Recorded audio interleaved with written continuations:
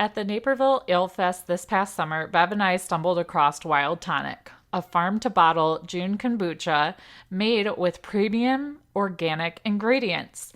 Not only is it delicious, but it is booze that comes with benefits. Wild Tonic is fermented with honey, naturally gluten-free, and contains both pre- and probiotic bacteria. This helps promote good gut health while you're getting your drink on. And Wild Tonic comes in both a boozy and non-boozy form, so you can enjoy it at any time of day or at any occasion.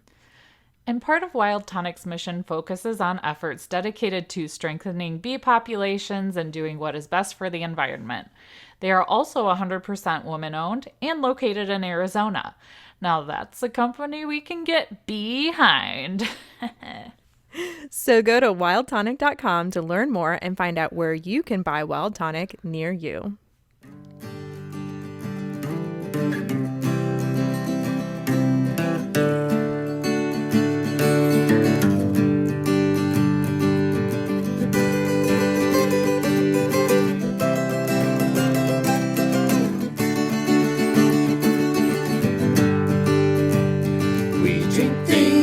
Farm things, we drink and farm things. Oh, hey, Sam. Oh, hey, Bev. What you just open over there? So I just opened an Urban Artifact Operation Plowshare. Ooh, what's that made out of? So I have kind of a funny story. Okay. I bought it just because of the title of it. I was like, ooh, Operation Plowshare. I bet there's going to be a story about how they like all shared a plow to, plant all of the berries and whatnot that went into this beer. Because it's a blackberry Midwest fruit tart beer. But it is not that kind of plowshare. It says, Operation Plowshare was the general term for refocusing the efforts of nuclear explosions for peaceful purposes. So we turned this sour bomb into a delicious jelly donut flavored ale. Not anything close to what I thought. No. But it sounds delicious. Yeah, it is really delicious. And I have had this beer. This was the beer that I drank on tap while I was walking around Jungle Gyms a few weeks ago. And I saw it in cans and I was like, I'm going to buy this for the podcast. Yes. So what are you drinking over there? So I'm drinking a Southern Tier Brewing Company cinnamon roll. And it's an imperial ale with natural cinnamon and caramel flavors. And it's pretty delicious. But it's kind of potent. It's 8.6% ABV. But you know what? It's snowing like crazy here today as we record this. And I needed something heavy after I went and shoveled for almost an hour and did chores out in the cold, crappy snow. See, I'm just feeling very Grinch-like right now. As I was shoveling, my heart shrank like 3 sizes to the size of like the Grinch's because I'm just not ready for this crap. It's like up to my knees in spots. I'm just not ready. Oh my gosh. And welcome to We Drink and We Farm Things. Yes, this is the farm comedy podcast that is an adult happy hour for your ears. We drink adult beverages, talk about the ups and downs of farming things, and give 0 clucks about not having the perfect farm life. We keep it real with you and share the mistakes we've made and the new knowledge we gain that we hope can apply to our audience of small and large-scale farmers to help everyone feel like they're not so alone in this farm thing. And sometimes we go off on tangents that are non-farming related, but we cut a lot of those tangents and stick them up on the Patreon. So if you want to check those out, you can if you're one of our Patreon peeps, and you can become one of those by going to patreon.com/drinkandfarm. And we have a lot of fun things on there, like exclusive recordings. Sometimes there's pictures up there, and it's an excellent way to support the podcast starting at only $2 a month. And speaking of the Patreon, our drinks this episode are sponsored by Natalie Quist, which is at Cloud Lover Fiber over on the Instagram. So cheers, Natalie. Cheers. So it's that time of the month again. Henny and Rhubarc's time. Yes. Yes. And this one was a fun one. I mean, I feel like I probably say that every time, but I really liked quite a bit of what was in this box. Yeah, I mean, part of what makes it so fun is that it's just like a surprise. So Yeah. it almost doesn't matter what's in the box. I'm going to be excited because I didn't know what That is what it fair. was first. So it's a surprise. That is fair. So, what was your favorite item this month? So my favorite item this month is, I'm not going to take your favorite item. I already know what your favorite item is going to be. You did that I'm last month. currently using it. I know. I'm currently using it to give you a clue what it is. So I'm going to say that my favorite item is that calendula salve. Oh, okay. The reason is, so I know it's intended. She sent it and put it in the box because you can use it on your chickens, but I'm actually going to keep it in the house because what it will help with, in addition to like cuts and scrapes and whatnot, is wind chap, from the winter air. Ooh, My daughter yeah. likes to lick her lips and her nose, and then like the icy air hits it and it gets all chapped up and peeling and nasty. But I can put that on there and it'll help heal it up, especially while she's sleeping. And it shouldn't really sting or burn or, cause any of those things that create fights whenever you're trying to help a child, but they don't want your help. So, my favorite, which is probably also Bev's actual favorite, or maybe second favorite, is the Go Vino Happy Holidays Mother Clucker Shatterproof Wine Tumbler. Because how could it not be my favorite thing? It's pretty cute. Right. I mean, I'm using it right now and it has this super cool thumb spot in the glass, like for your I didn't thumb even to rest notice in. that. Yeah. And it actually makes it really easy to hold. So, hey. Huh. Yeah, I'm using a pint glass for my beer. I should have used that though. That would have been funny if we both used it. But yeah, no, it's super cute. It's functional. It's something I'll actually use. So, and it's like one of those things that was clearly a gift for the human. But if you're not really into drinking, what you could do with that is like dump some of the flock party corn and mealworm treat that you got into it too, because you got a 2-pound bag into that, and then like let your chickens eat out of it and take some super cute pictures too. So that's always a way to use some of the items in your box together if you're not into drinking booze out of it. I mean, you could also drink non-booze things, I guess. Yeah, that picture would break the internet. Yeah, especially like there's been this other thing going around virally, like these little like hat and scarf things that you are supposed to be able to put like on wine bottles, but they're like from the dollar store or something, and people are putting them on their chickens. Like put that on your chicken and then use that. See, I just told everyone how to break the internet, so go do it. Oh my gosh. So please, if everybody does that, can you hashtag those Drink and Farm and tag us in them? Because we want to Yes. fully enjoy those. Please and thank Yes. you. Hashtag Drink and Farm, hashtag Honey and Rue. Yes, please. Yes. And thank you. Yes, yes, yes. So we also got a sample size of the fresh non-GMO chicken feed from Kirkland Hills, Ohio. And that is the Cedar Crest Farm and Feed. And it looked pretty cool. It had like a lot of good stuff in it, it looked like. Yes. You could see the ingredients.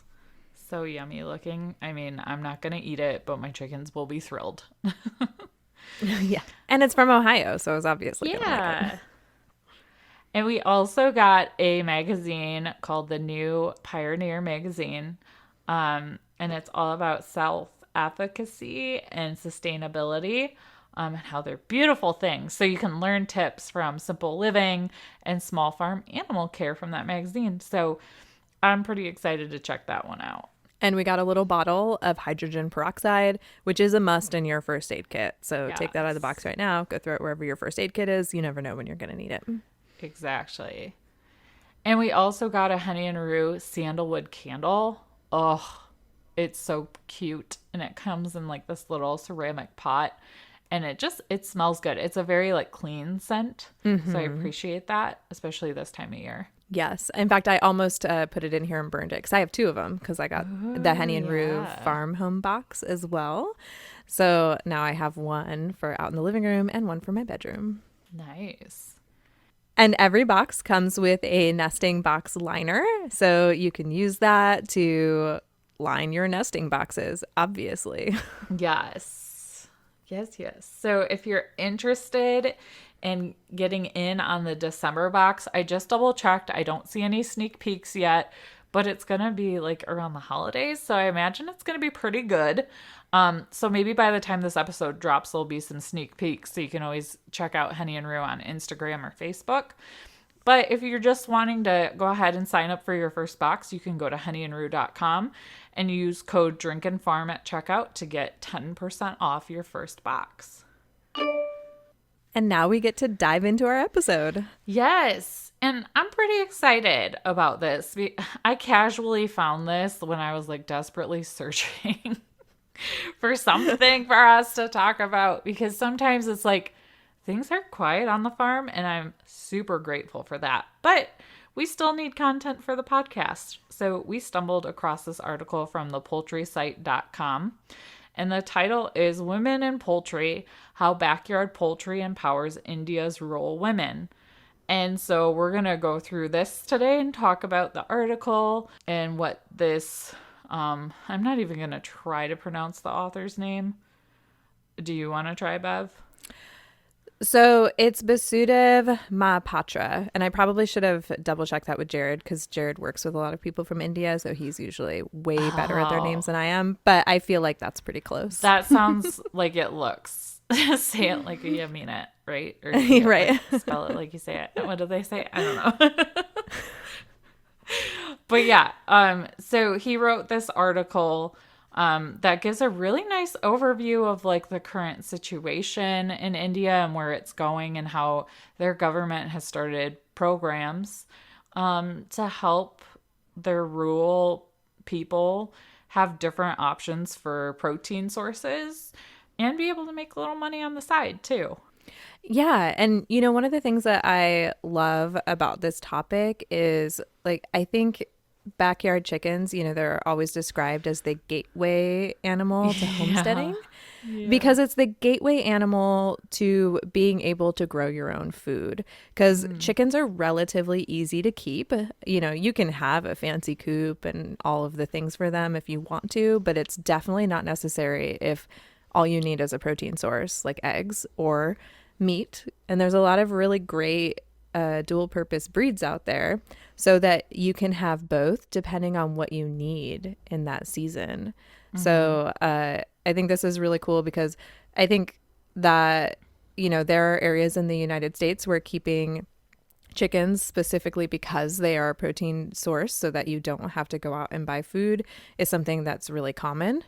And so it's great to hear how it works around the world to lift people who would otherwise not know where their next meal is coming from out of that place into a place where they have enough nutrition. Because like you can't learn and grow as a human being if you don't have your basic needs met. And I can't remember what that principle is called off the top of my head. But yeah, if you don't feel safe and you aren't getting enough nutrition, you can't essentially have a successful career in anything either. Right. So we have this thing at work that we talk about a lot. It's the social determinants of health, and food insecurity is a big one. And you can, like, we follow, well, the Drink and Farm Twitter follows the FAO now. And they talked a lot about that in their conference that they just had in Italy. So I think this is really cool that India is addressing it in this way, because it is like home to a lot of malnutrition, poverty, and gender disparity. But it's increasingly becoming a place where people are exploring possibilities with backyard chickens. So we thought that was really cool because, when I look at Instagram, I have a few people that I can think of off the top of my head that just strictly raise chickens for meat purposes and egg purposes, and they love their animals. But it's a different mindset. Even like most people that do Chicken Selfie Sunday with me, we just kind of have them for eggs, but we dote on them in a different way. So both things are right in my mind.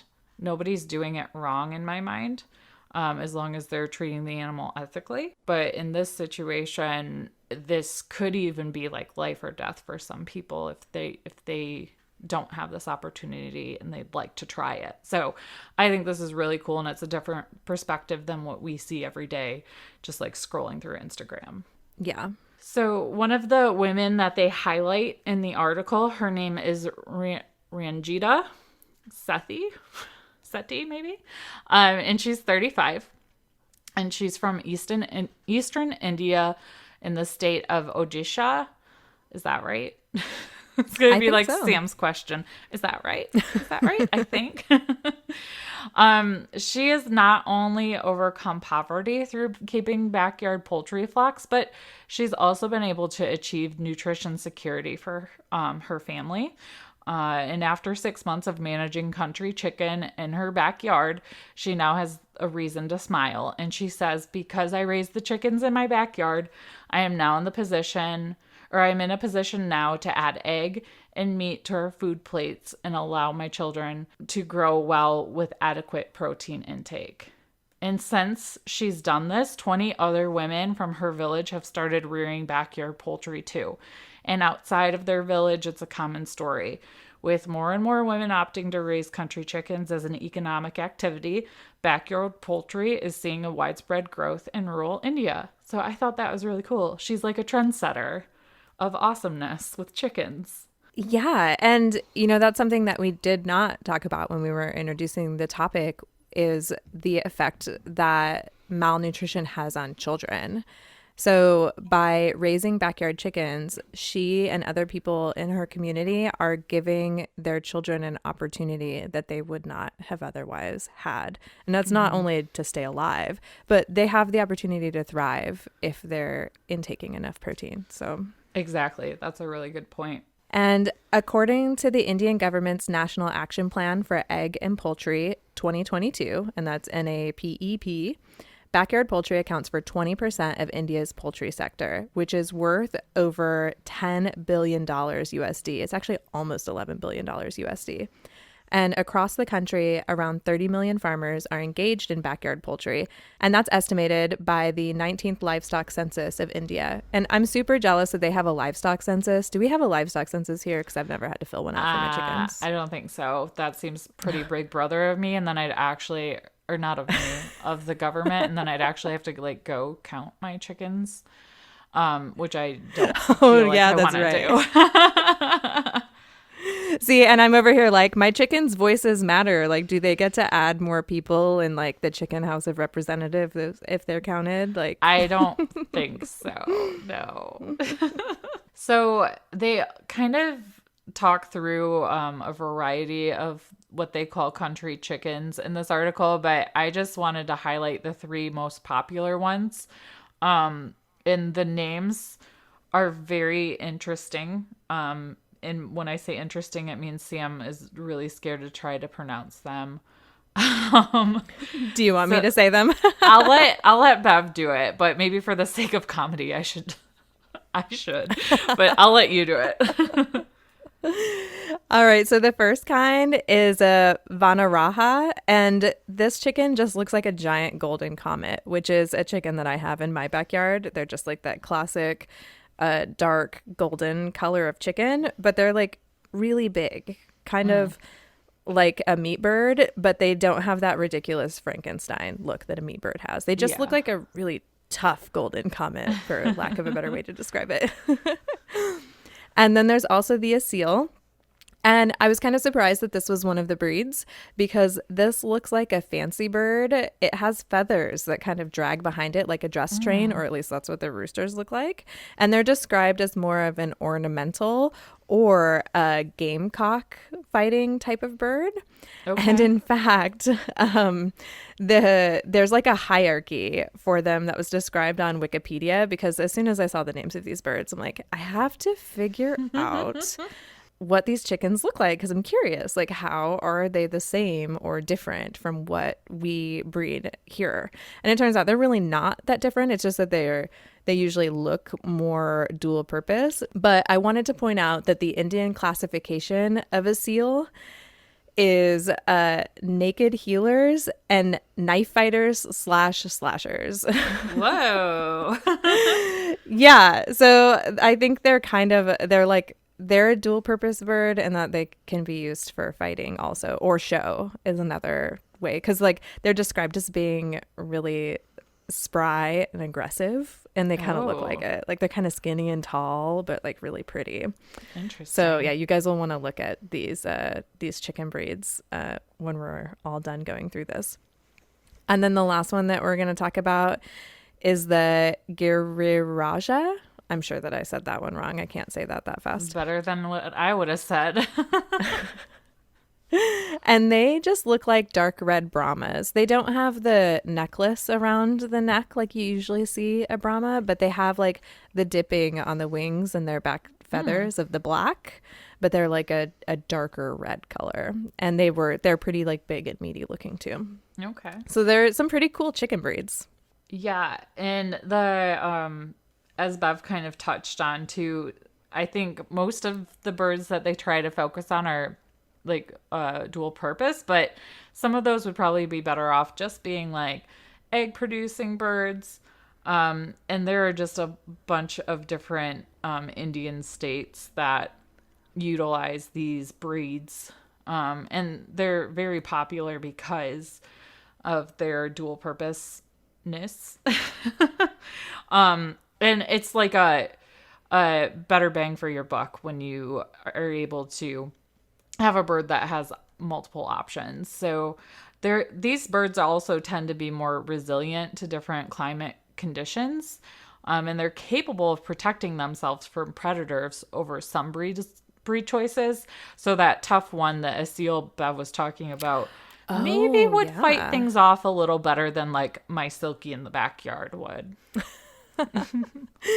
Well, and one other reason for them to probably breed dual purpose is like, they don't necessarily know what their tomorrow looks like, but by having chickens that can either give them eggs or meat, depending on what their needs are, they have those bases covered. So it's pretty smart. Good stuff. So one of the primary objectives of popularizing backyard poultry farming in rural India is to provide a better income to poor families and people from indigenous communities that are living in remote areas. And among its benefits is that it can make rural women economically and socially empowered, and they can address those food issues of food insecurity and malnutrition. So while the whole poultry sector in India produces about 88 billion chickens per year, according to figures that were gathered in 2016 and 2017, this actually represented a growth of about 6% on the previous year. But backyard poultry has a substantial, though still relatively small share in it. Over 31.4 million rural and poor households involved in it produce about 10.6 billion eggs annually. So there's a lot of billions and millions going on there. There's a lot of people in India. Yes. And going by standard nutritional requirements, half an egg a day is optimal for an average healthy person, which translates into about 180 eggs per person per year. But the present availability is only 69 eggs per person per year. So they got a long way to go. Yeah, and while India's per capita chicken meat consumption is around 3 kilograms per year, and that's 6.6-ish pounds for us Americans, and that's compared to the world average of around 37.5 pounds of consumption for us. Yeah. So the poultry meat consumption has been very low in rural pockets of India. So the main reason for this is that the low purchasing power of people living in these areas. The article references that an assistant veterinary surgeon said that the popularization of backyard poultry is essential in India to ensure increasing access to protein and nutritious food at an affordable price in rural India. And in such a scenario, the scope of backyard poultry is enormous to expand across rural areas. So everything's pointing to give these people chickens. So it's kind of like, Marie Antoinette, let them eat cake, but maybe not as cheeky. So give them chickens, because they can actually have those and eat them. So the government is excited and stepped in. And under the Department of Animal Husbandry, Dairying, and Fisheries, poultry development programs were implemented through state authorities. So one of the government programs that they've implemented contributes by supplying chicks to farmers who are below the poverty line. And in the northeastern areas of India, the government provides 100% support for this provision. So they're doing this at no cost to the farmers. And as per government guidelines, about 25% of the funds have to be spent on promoting backyard poultry among qualifying groups of farmers, whereas 30% of the allocation must be earmarked for women beneficiaries. And each beneficiary gets 45 birds at a subsidized price in 2 or 3 cycles on the basis of progress. If they require more birds, the farmer must invest in them from the income generated out of the business. So each beneficiary is also provided assistance for preparing night shelters and other facilities. So that's kind of like how the money is earmarked, broken down. And I think it's really cool that the government's encouraging them, or not really encouraging, but requiring them to take the money that they got and reinvest it so they can make it bigger. Because I think, to me, that most likely would empower someone and make them feel like they owned it if they were the ones in charge of running it how they want to run it and using that money in a fiscally responsible way. And getting eggs and meat for your family. So the whole thing to me is just really kind of cool. Yeah, it is. And with the program being set up that way, I do like, you use the word like empower them. You know, nobody likes to feel like they're just taking a handout. Like they want to feel like they have purpose and a stake in whatever it is that they're doing. So I feel like this government program was really set up to be psychologically beneficial to the max, if that makes any sense. Because if you just went out there with a giant truck of chickens and was like, here, take all these chickens, it can provide opportunities for you. It doesn't provide that ability to grow from it. So you get to start with just a small number and then continue to reinvest and eventually put together a business based on your backyard chickens, which is super cool. Totally. The article also points out that to ensure the benefits reach the maximum number of people, the state government of Tamil Nadu has recently launched a program for the free distribution of 50 country chicken, along with a cage, to 77,000 rural women. And then there are other states in India that have also implemented similar programs on a massive scale. So this is like rolling out big time in India, and it's definitely getting some traction. And under other programs, the state governments also promote and support backyard poultry in the rural areas for disaster recovery and rehabilitation, and for entrepreneurship development and livelihood support. And the government also builds the capacity of farmers by implementing trainings to them. So they're helping them to grow and learn in what it is that they're doing, which is amazing. Yes. And they'll also provide up to 80% financial support and encourage entrepreneurs, women groups, non-government, as well as government agencies to start what they're calling quote unquote mother units to take care of the brooding and vaccination of chicks in the first 4 weeks of growth before they are distributed. So now not only are they giving them the ability to raise chickens for meat or eggs, but they're also giving them the ability to start hatcheries, essentially. Yes. And with the support from central as well as state governments, backyard poultry farming is spreading in almost all of the states and union territories of India. Woohoo! And going back to Ranjita and her friends, they are making a profit of about $40.88 every 3 months while feeding their families with meat and eggs. So to us, that doesn't sound like a lot, but to someone that didn't have anything before and didn't have food on their plate and they didn't have money in their pocket, that's a really big deal. So thousands of women in similar situations across rural India are now feeling empowered through backyard poultry, which has become an important means of supplementary income. and it plays a role in bringing socio-economic improvement among the more vulnerable sections of society, especially among those tribal populations, landless laborers, and women in remote areas. Backyard poultry also makes protein-rich food available, like we've talked to a few times. And they're hoping over the longer term, the hope is that the popularization of backyard poultry farming will continue to address poverty, hunger, and malnutrition throughout rural India. And according to a report by management consultants McKinsey and Company, India's per capita chicken consumption is set to grow from 6.61 pounds to just over 20 pounds by the year 2030. So that is going to be a rapid change in the consumption behavior for the people of India. And this program should be able to help sustain that. And it's what's encouraging that behavior to change because it's so accessible compared to other sources that they might have a harder time getting a hold of. Yeah, and that's a pretty significant change.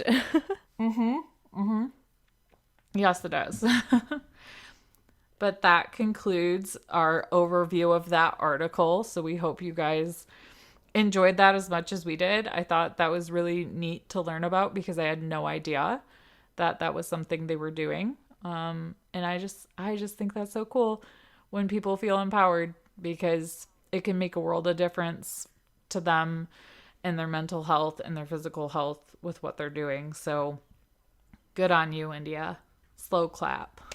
I know Bev prefers the fast clap, but I like the slow clap. I do. It's like my caffeinated rabbit clap. I like it. And now it's time for We Can't Even Corner. Woohoo! Yay! What do you got for us this week, Bev? So a Russian billy goat died, ending a goat-tiger bromance. Aww. What happened? So I don't know if you heard about this. So the goat had an unlikely friendship with a tiger, and the tiger was supposed to eat him. But no. that goat has recently died from ill health and not as the tiger's dinner, which was kind of interesting. Back in 2015, a goat was put into a tiger enclosure, as live, as like live kill. Yeah. And instead of eating the goat, the tiger and the goat became friends. And the internet blew up about it. But unfortunately, the friendship ended rather quickly. So he was introduced as dinner in November-ish of 2015. By January of 2016, the goat had to be removed because eventually the goat got just a little too aggressive with the tiger, and the tiger essentially told him to stop in the only way that tigers know how to. Aww. And he roughed up the goat just a little bit too much, and the goat had to be removed from his enclosure and put into his own enclosure. And so I'm only going to link to one article in this, but seriously, I read 5 articles on this because I just was like, what the hell? This is the craziest story I've ever heard. I had no idea that a goat and a tiger had become friends. And at the time, I guess the internet kind of blew up about it, and people were actually traveling to this zoo in Russia just to see the goat-tiger bromance, and it became this really big thing for the zoo. They had merch made featuring both the tiger and the goat, and it became this really lucrative thing. And people that know anything about tigers and goats were like, dude, this isn't going to end well. This can't continue for forever. I mean, we have goats. They are obnoxious AF sometimes. In just the way that they behave and they play. They headbutt everything. They kick everything. They jump on everything. They can be a little territorial. And so I wanted to read this part though, because I thought that this was super interesting. So after the goat was removed from the tiger's enclosure, the zookeepers actually put out a personals advertisement for a female goat to keep Timur, that's the goat's name, company, because they were hoping that owners of goats would offer candidates and they can send pictures of possible brides to them so they could pick one. Oh my goodness. It was like, oh my God, Tinder for goats. And when the split happened, it turned out that it was actually really good timing because a lawyer in one of the cities in Russia had written a letter to Russia's prosecutor general saying that the media cover of the same-sex pair was a violation of Russia's ban on so-called gay propaganda. Oh, Jesus. So like this goat and tiger pair just like caused an uproar in so many different ways. And the zookeepers are saying that the goat did not directly die from the tiger's attack, but his health has been steadily declining since January of 2016 when he was attacked by the tiger. Some would say that maybe he died from heartbreak from having to be removed from the tiger. But whatever the case, the bromance is officially over because Timur the goat has passed on. So rest in peace, Timur. Too weird. Yes.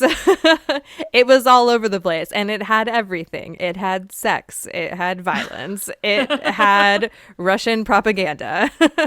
Well, no wonder people were all up in its business. Right. So what's your can't even this week? So my can't even was actually, we both picked this initially.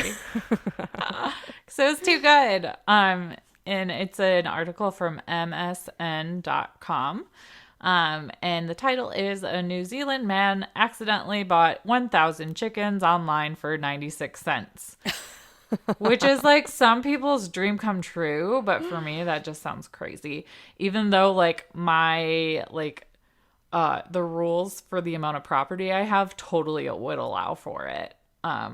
So it could be something that I could do. It just wouldn't necessarily be something I would do. But what happened was there was this guy, his name's Steve Morrow. He actually only desired to purchase like a small amount of birds, not 1,000. So he saw on an auction website in New Zealand that there was an urgent sale for birds. So he sent a screenshot to Insider, who he originally talked to, and it indicated that the seller was looking to move 1,000 hens from its free-range egg farm in Massey, which is near Auckland, by Monday, as it was closing down and needed to be vacated. But Steve, who manages a bed and breakfast, was only looking for a couple of hens because he's already got 10 on the property, and those provide eggs to his guests for their breakfast. But he kind of misread the ad, thinking he could put a bid in and take as many or as few chickens as he wanted to. So he initially put in a bid for $6.70 American. And by Sunday morning, he discovered that he had actually won the whole auction for 96 cents. So the seller, Matthew Bloomfield, later spoke to Morrow and asked him what he had planned to do with 1,000 hens. And at that point, Steve was like stunned, shocked, and speechless. He wasn't sure what to do. So he posted on Facebook asking for help. And within hours, like Steve received like thousands of replies from people across the country offering to lend a hand in rehoming the birds. And it was so overwhelming that he actually like had to shut his phone off because it was like going like crazy at like 1 a.m. because there were so many people trying to help. So what happened was an animal sanctuary called the Animal Sanctuary in Matakana, New Zealand, contacted Steve and offered to coordinate the rescue of the hens and send them off to their prospective homes. So with the help of the sanctuary and his online community, it was able to find homes for all 1,000 birds by 3 p.m. local time on Monday, which is crazy. And despite the mix-up, Steve said he was impressed by how positively his community responded to his story, because the whole experience showed him that people in New Zealand are like one big family when it comes to helping those in needs. And now everyone is calling him the Chicken Man. So He's stuck with a bad nickname, but at least he doesn't have 1,000 birds. Right. Well, and it sounds like he didn't keep any of them. Like No. it says that he found a home for all 1,000 birds, but he needed a few more. He should have at least kept Maybe a he handful was just of them. like traumatized by the whole situation. He's like, no more chickens. I can't take any more chickens. I'm picturing what 1,000 chickens in one place would look like, and it would be a lot of chickens. And it would smell pretty fragrant. Oh, yeah. Fragrance a good word for that. Yeah. So we do have a farm story this week. We do. So this is just your friendly weekly reminder to send us your farm stories. You can do so by emailing us at drinkinfarm@gmail.com, or you can do like Jess, mother of chickens, did and send them to us over on Instagram. And I have a request for specific types of farm stories if anybody okay. wants to oblige. So I would like people's farm stories about a special chicken that they have. Oh. Because I have recently discovered that I have a special chicken. And this is like, I'm going on my 3rd year of chicken keeping. Yeah, I'm coming up on my 3rd year of chicken keeping. And I've never had a chicken that really stood out to me, but I have one now. And so I have some stories, and I'm wondering if anybody else has some stories out there, because I think that would be a fun mini-sode to do if we can get enough of them. So tell us all about your special chicken and something about it. Yes. And if you don't have a special chicken story, we'll take any kind of farm story, but it would be really cool to have like a mini-sode with special chicken stories. Yes, it would. All right. So this is from Jess, mother of chickens, over on Instagram. And she says, my husband and I live on a 1/2-acre lot with a sizable fenced-in backyard and a quiet development surrounded by Amish farms in Lancaster County, Pennsylvania. We rescued an amazing senior Great Dane named Joey, who you can follow on Instagram at Old Lady Joey. And they adopted her 2 years ago. A year ago, we embarked on our first chicken adventure. I had chickens on the family hobby farm when I was a teenager, but this time I was going to raise just a few as pets and layers. We technically aren't zoned for farm animals, but with a privacy fence on one side and a really cool neighbor on the other, we decided to build our chicken tractor. After much research on breeds, in mid-March last year, I picked up my first pullet chicks, 4 Buff Orpingtons from Tractor Supply. One died upon arrival at the brooder. Oh. We went back and the buffs were all gone, so we settled for 2 Isa Brown pullets. I raised them in the basement until mid-June, training them to come to my call, cuddling with them, feeding them treats, and just talking to them. We formed quite a bond. Then one of my pullets, Beaker, started making some weird, loud calls. Turns out Beaker was a roo. Oh no. I knew this was a possibility, but when they all grew at the same rate and none of them stood out from the others at 8 weeks, I thought we were out of the woods. In fact, Beaker was the smallest of them all, so I was in denial for a few weeks that Beaker was a roo, but that crowing only got stronger and stronger. Alas, I had to find him a new home. I tried Facebook, but as you girls talked about in the first episode of Drinkin' Farm that I ever heard, that was a bust. I tried Craigslist, but couldn't find any serious buyers. So finally, I took him to the local farmer's market small animal auction. And there he sold for $3. Oh. And the auctioneers took a cut too. I try not to think about what happened to poor Beaker after that. Meanwhile, back at the farm, several months went by and the rest of the flock were by then living out in the coop, happy and sweet, cuddling with me, following me, jumping into my lap for pats and treats and to take a nap. Then I started to hear a familiar sound. That dang crowing again. It took me a week or so to figure it out for sure who was doing it, and by then, they all were crowing. What? I had an entire flock full of roosters that had been sexed as pullets. Oh, no. A few weeks later, I put them all in individual boxes, each with their own sign saying their name, their age, and breed, and that they like treats and cuddles and children. And I got about $16 each for them at that auction. I was able to sell them as pets at auction, and it took some of the sting out of having to rehome my sweet babies. Oh. Yeah. After a sad goodbye, we went straight to a family chicken farm I found on Craigslist and picked out one Orpington, one Rhode Island Red, one Australorp, one Americana, and one Barred Plymouth Rock. They were hatched around the same time mine were, so we didn't start over, but they were scared stiff of me. Today, they are all laying. They follow me around for treats, and the Barred Rock lets me pick her up and hold her for chicken selfie Sundays. While it took some heartache and disappointment, I've learned a lot from my chicken journey, and I've learned to listen to my mom when she said to get a lot more chicks than I wanted to keep. Now we get to learn how to keep chickens in the winter. Love the podcast, girls. Thanks for the encouragement, ideas, and the laughs. The end. Oh my gosh. I can know. only imagine. Like, so I feel like you'd go through like the 7 stages of grief. Yeah. When that happened, because you're in denial. You're like, no, these all can't be roosters. And like as a first time, so like it's all running through my brain. My brain is moving so fast right now.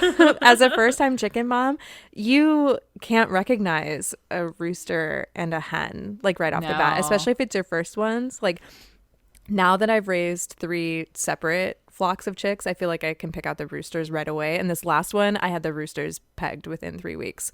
So you get better at it. But like the first time you'd be like, what? This is really what hens are like? And then you're like, oh, wait a second. Oops. No, it's not. Oh, gosh. Well, I'm glad it worked out in the end. Yeah. I think that is a lot of people's worst nightmare, especially when they don't live in an area that allows for roosters. But you can't just keep all the roosters either. No, I mean, I kept all my roosters, but I also have about 11 acres for them to roam. And so far, nobody's been fighting. So, yeah, keep it clean.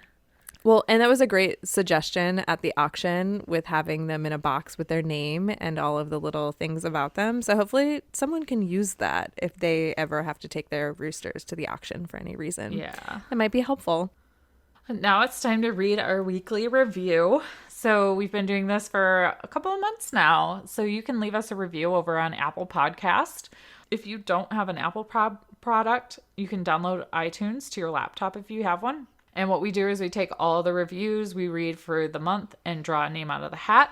And that person will get an exclusive coffee mug that is not and will never be in the shop.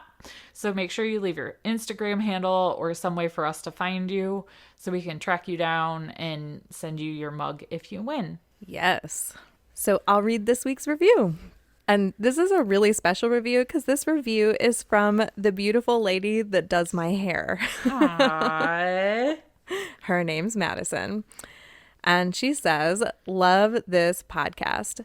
Hilarious and full of information that is helpful to literally anyone. I love their dynamic. If I can learn something and laugh at the same time, I'm all ears. This podcast definitely delivers in every single episode. So thanks, Maddie. So cute. Yes. Thank you. And I can't wait to get my hair done again in December. So just a few housekeeping items. Make sure you hit that subscribe button and download the episode. That is a great way to support the podcast for free because it helps more people like you find us. And do us a favor and share this episode over on the Instagram in your stories and tag us at Drinkin' Farm. We'll send you a promo code just for this episode that'll give you a percentage off in our shop. And make sure you take a look at the show notes to find links to articles we discussed, a survey to tell us how we're doing, all of our social media goodness, and our merch shops. So thanks for listening, guys. Yeah, thank you. And we hope you people that might be in the Midwest suffering from the snow or recovering from the snow survived. Because only more is going to come, right, guys? So thanks for listening. Yes. I mean, I'm rooting for more snow. I'm looking out my window right now, Ugh, begging stop for it to start. Stop it. Stop it. You are what's wrong with this weather. You're beckoning it, and it's like routed up to me first and just like slap the shit out of us. Now it's going to come down you and just like sprinkle lightly, very lightly while you like sip coffee and enjoy it. And I just shoveled like 6 inches of it. I mean, I'm going to wake up tomorrow to like a beautiful sparkly blanket of just like tiny light snow. I'm going to go do my snow dance. Stop it. So until next time, drink Farm and give zero clucks. Bye, guys. Bye. We drink things, we farm things, we drink and farm things.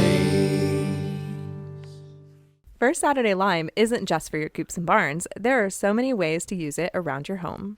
You can use First Saturday Lime to create a barrier around your home, your boots, and your firewood to keep unwanted bugs away. First Saturday Lime can also be used as a whitewash, and it can be used to balance out the pH in water to prevent algae growth. With so many uses, you really can't go wrong using this safe organic lime. Go to firstsaturdaylime.com and use code DRINK at checkout to get 20% off and free shipping.